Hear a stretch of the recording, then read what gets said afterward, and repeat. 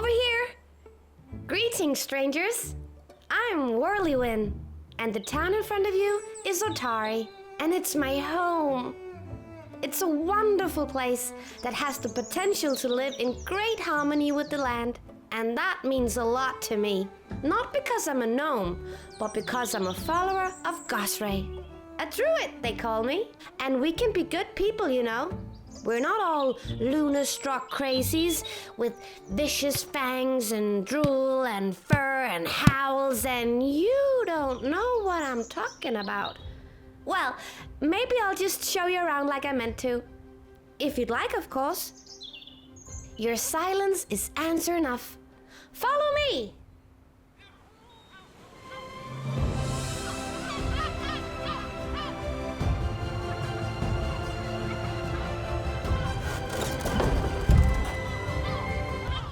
You're the adventuring type, am I right? I could tell as much. Well, Otari was actually built by adventurers, even named after one. See, centuries ago, Otari was little more than a tiny settlement, a haven established by a group of adventurers known as the Rose God. They were heroes of legend, consisting of the wizard Samavdian, the fighter Volrajani, the cleric Asefna Menhames, and the rogue Otari Ilvashti. The group defeated the evil sorceress Belcora Harovex, who once sought to unleash a reign of terror from a magical lighthouse not too far away, known as the Gauntlight. It was them who laid the foundation for the town, naming it after Otari Ilvashti, who unfortunately died during their daring quest. The remaining three settled down, and the town prospered as a fishing village until the last of the Rose God died. Then the town started declining, so much so that the people living here started seeking their fortune elsewhere. Some decades after the town had been abandoned, a clan of kobolds made the town their new home. I suspect no one would have cared too much, but the stupid kobolds started luring ships to shore and stealing their cargo. New adventures came, led by Asefna Menhames' granddaughter, Maclady Menhames. The kobolds were driven back into the wilderness, and Otari emerged stronger with a renewed sense of resilience. As Otari grew once more, it became known for its thriving lumber trade. The Osprey River and the Immenwood are invaluable resources, and families like the Menhames, Inkelholtz, and Churchill have built their legacies on the lumber industry.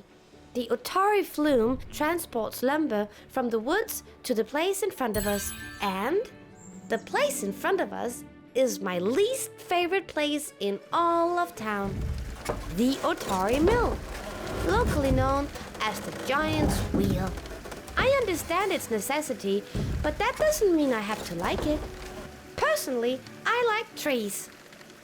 Well, they say that this is where the heart of Otari beats. Of course, the town doesn't really have an actual heart, but non-gnomes have a tendency to use such metaphors, so I suppose you know what they mean. I mean, the Otari Mill cuts the lumber that keeps our town alive, so I guess it being the heart makes sense. Sort of. The giant water wheel generates power for that machinery over there that loads logs into the flume and transports them down to the loading chute you can see way down there. The loading chute itself descends down to the harbor, and the timber can be easily loaded onto ships. Along with the sawing and water and workers, this whole place makes quite a lot of noise, as you can hear, obviously. Two of the local lumber companies pay to have their lumber processed at the Giant's Wheel. The day-to-day administration is run by Claude Hengus, a rugged half-orc with a bark as sharp as his bite. I hear he used to be a gladiator in Absalom, and that his gladiator name was the Lumberjacker. They say it's because he fought with a pair of hatchets. Quite amusing that he should end up working with actual lumber. Well, he doesn't find it amusing, but it is. I don't get it. The large manor there is one of the oldest structures in town. It's the home of Mayor Osef Menhemes. He lives with his wife, Imnala, their 5 children, and many, many servants. As you can see, the manor is very big, much bigger than a family of 7 needs. Well, that's my opinion, of course, but the entire west wing has been closed off for 2 generations, and the eastern wing has been converted into a public museum of Otari's history. So, it's big. Osef is also the owner of Otari Lumber, one of the 3 local lumber companies, and one of the 2 companies that get their lumber processed at the Giant's Wheel. He's good at keeping his business and his role as mayor separate, though. Miller's Road will lead us into town, where the first thing to catch your eye is Galantine Deliveries, Otari's post office. Ah, the lady loading packages onto that wagon there is Oloria, the owner of Galantine Deliveries. She used to be a ranger, but these days she makes sure that packages and letters are sent out on time to destinations both within town limits and beyond. Well met, Oloria. Hello, Worliwynn. What can I do for you? I don't suppose you have any post to send, do you? No. Most creatures I know don't know how to read. And neither do I, for that matter. Not unless some sort of magic is involved. Well, there's no magic involved in getting this wagon to Absalom, so I'm afraid I can't entertain you for too long. Who's your friends? Well, these strangers are strangers. And I thought I'd give them a little tour of the town and meet some of the people here, like you. And then they won't be strangers anymore. Sounds great, Worliwynn. Well met, strangers. I'm Oloria Galantine, and if you ever need to send a letter or a package somewhere, Galantine Deliveries will see to your needs. We send out deliveries weekly, but if you want to spend a little extra coin, we might make an exception. Well, gotta get back to it. A good day to you all. And to you, Oloria. Always in a hurry, she is. If you walk west down Ilvashti Street, you'll come to Rin's Wonders. There's no sign on the building, but you'll know it when you see it. That place is so out of place that you'd think it was a gnome's place. Ah, yes, places. This place has a big wooden dome with pieces of triangular canvas covering the wooden beams, and around that dome stand smaller, similar domes. Around all of them are standing stones, though they are actually standing... Well, they're made of wood and painted as to look like granite. Rin's Wonders is named after its owner, Rin Sevinksi.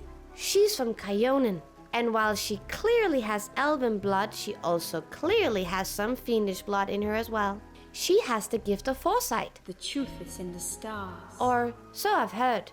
I actually heard that she foresaw the destruction of her village and convinced all of the villagers to abandon their homes. When demons came and destroyed her village, they had to settle with empty buildings. And isn't that nice? Rin arrived in Otari some years ago. She has a special ability to find lost things and strange treasure. So much so that she opened a shop, selling some of these treasures. She has a fondness of something she calls the Cosmic Caravan, which is something about the stars.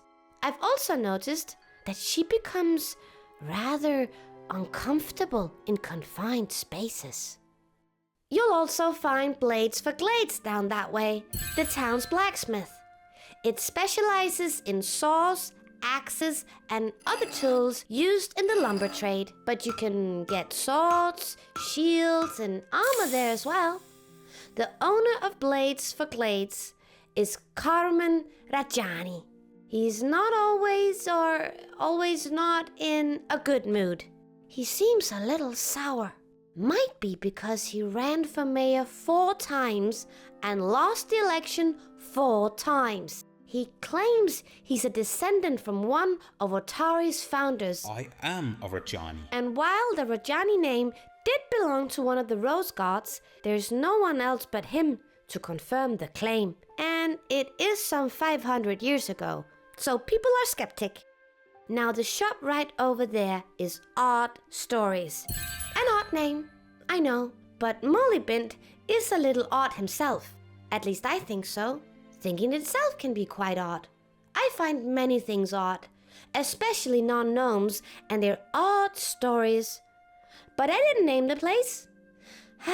Places. Worliwynn owns the place, and even though he's a wizard, his true passion lies in fanciful fictions and anthologies. I suppose that's where Odd Stories gets its name, because it's a whole library filled with them. Oh, this is a wonderful story. Now, there are non-fiction books there as well, but Worliwynn lets his spouse take care of that part of the business. Odd Stories serves as the main provider of textbooks for Inkelholtz's educational endeavors. Who are the Inkelholtz, you ask? Well, the Inkelholtz is another of the 3 prominent lumber families in Otari, one of which gets its lumber processed at the Giant's Wheel. Alumora Inkelholtz, the head of Whistledown Cutters, is a shrewd and successful businesswoman. The half-elf has generously invested in improving Otari's educational services, sourcing much of the learning material from Odd Stories. Everyone deserves an education. Many residents hope she'll run for mayor, but for now she seems focused on raising her family and growing her business. You'll find the Inkelholtz Manor at the western edge of town. And who do we have here? Captain Longsaddle, these are... Well, they look like strangers to me. Do you know any of these people, recruit? Sir, no, sir. Sergeant? I don't believe I do, sir. Well, what do you have to say for yourself, strangers? Are visitors no longer allowed in Otari, Captain? Of course they are, Gnome. I just can't help but notice that these strangers, visitors, are well armed. Well, yes. They are explorers, adventurers. I can see that.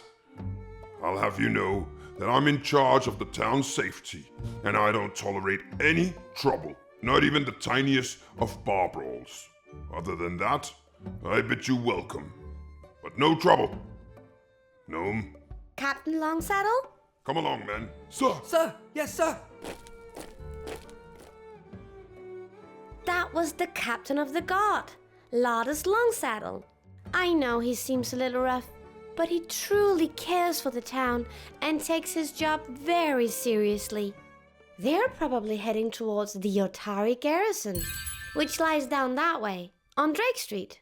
From there, the Civic Guard patrols the town and Rose Guard Road, keeping it clear of bandits and trouble. The Guard also serves as firefighters, a duty they typically take on after the age of 40.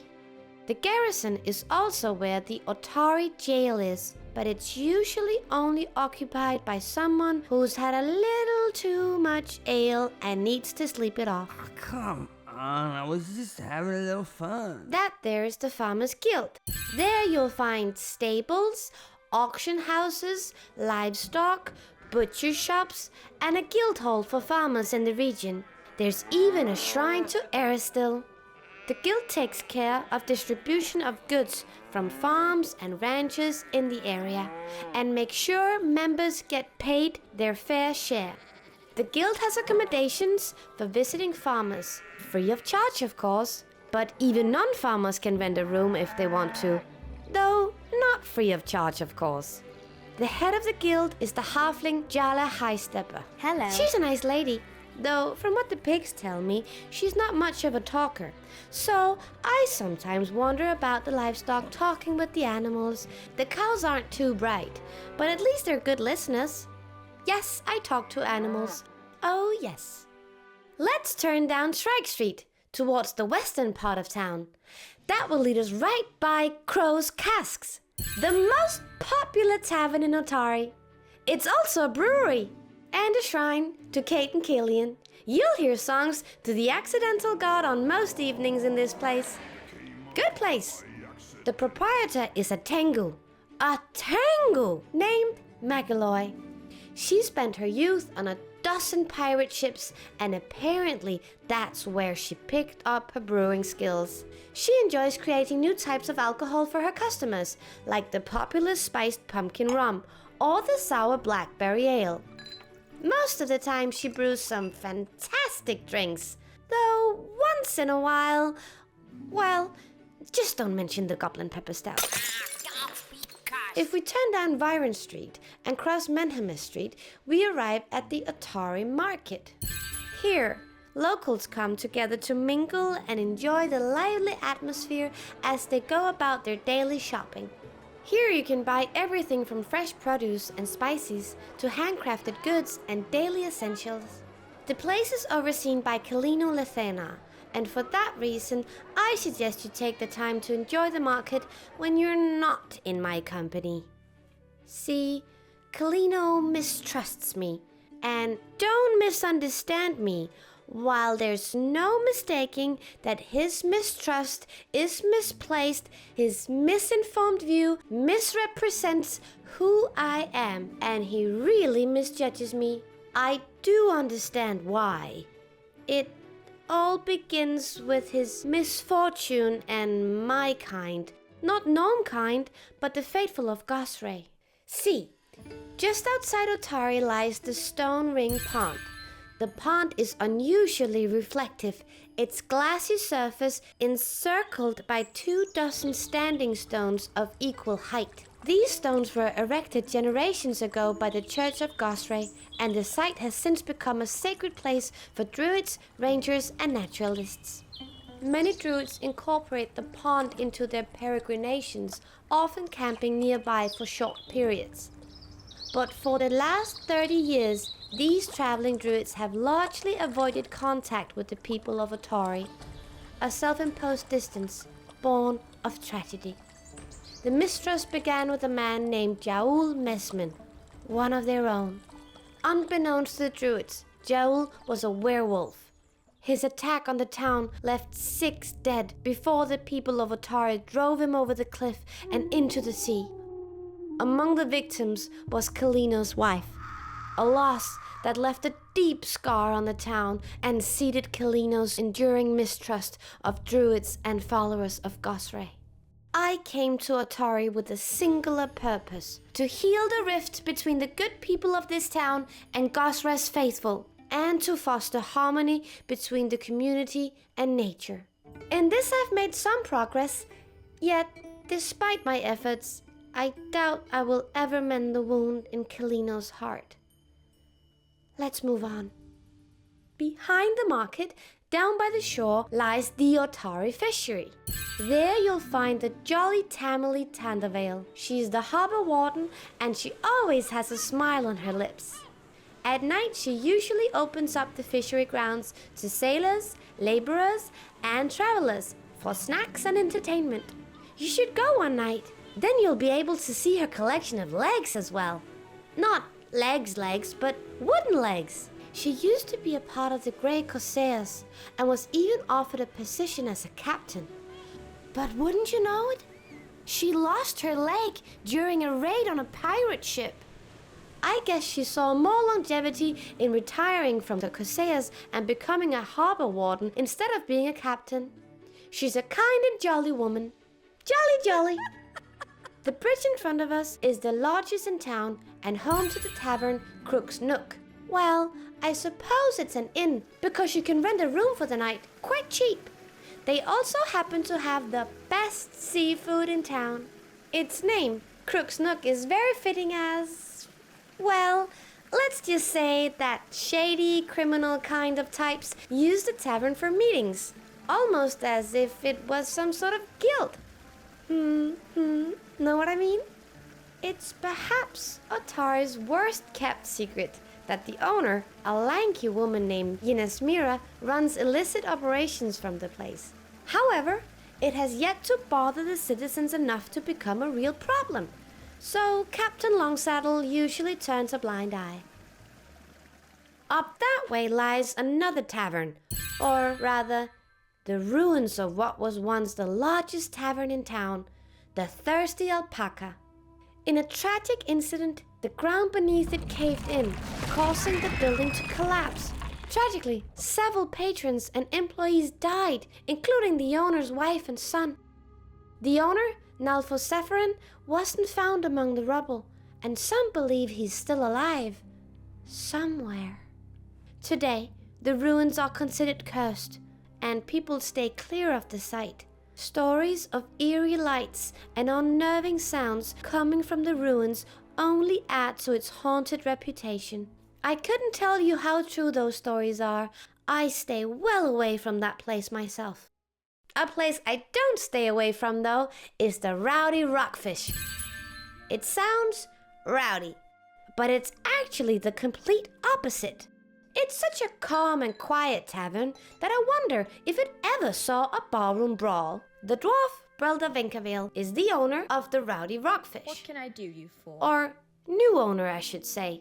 The previous owner, Lasta Venkavale, was Brelda's son. He disappeared about a year ago while out on one of his customary pre-dawn walks. Some locals say that they saw Lasta walking out of town with a hooded stranger, and that's the last anyone's seen of him. You can feel the sorrow on Brelda, but she does her best to keep it to herself and doesn't like to talk about it. Walk down St. Martin Street and you'll reach Churchill Manor. Rab Churchill is the patriarch of Churchill Timber, one of Otari's lumber concerns. Unlike the Incoholtz and Menhemis lumber businesses, Churchill Timber does not get their lumber processed at the Giant's Wheel. The business seems to be suffering from bad management, labor disputes, and poor finance. Rab tends to blame anyone but himself and hints at sabotage by the other two companies. Well, something is going on. But I know the Inkelholtz and the Menhemis well enough to know that they wouldn't do anything of the sort. Hello, Worliwynn. Vandy! What a pleasure to bump into you on this fine day. This is Vandy Bandadesh, my favorite halfling. The dawnflower shines upon you, strangers. I'm Vandy, and besides being Worliwynn's favorite halfling, I'm also High Priestess at the Dawnflower Library, the temple you can see down there. An impressive building, yes. You should see it at dawn as the rays of the sun reflects on the golden domes, a sight to behold. And a testament to the power of the sun and Sarenrae. You lot should come by. I'll find you a book you like. That's a promise. Gotta keep going. See you, Worliwynn, and hopefully your friends as well. Yes, you will. I think so, at least. Vandy is one of the kindest people I've ever met. She hates thieves, though. Really? I suspect someone stole something dear to her at some point, because if she finds out you're the stealing type, her kindness will turn to hostility. Just so you know, the Dawnflower Library is not just a place of worship for the faithful of Sarenrae. While the primary shrine to Sarenrae lies in the eastern part of the temple, shrines to Caden Kalian, Aristil, and Gosrae can be found in the western part. The rest of the building is mostly made up of the library. Everything from fiction to textbooks, satire to erotica can be found there. And Vandy has an almost prophetic ability to recommend books that seem specially tailored to your taste. The acolytes of the Dawnflower Library tend to Otari's graveyard, which lies on the cliff above us. It's mostly older families who value tradition that get their loved ones buried there these days. Burials at sea and cremations are the more modern way to leave behind this world and travel to the boneyard. And there you have it, Otari, a town of intrigue and industry where the echoes of history mingle with the hustle of lumberyards and the laughter spilling out from the taverns. I hope I've shown you... Oh, there is of course the Gauntlet. I mean, it is well outside of town by the fog fen, but it's a part of Otari's history. Now it's just a heap of ruins, and yes, I know what you're thinking. Ruins means treasure, but the gauntlet was cleared many years ago, and whatever treasures there once was are surely gone by now. Now it's known as a haven for pests. So, unless you like bugs and the sort, I'd stay clear of that place. Ah, places. Well, that's all I got for you for now. Should you ever want to talk to me again, I'm usually by the Stone Ring Pond or the Rowdy Rockfish. I hope you'll find Otari as pleasant and welcoming as I have. Farewell, friends.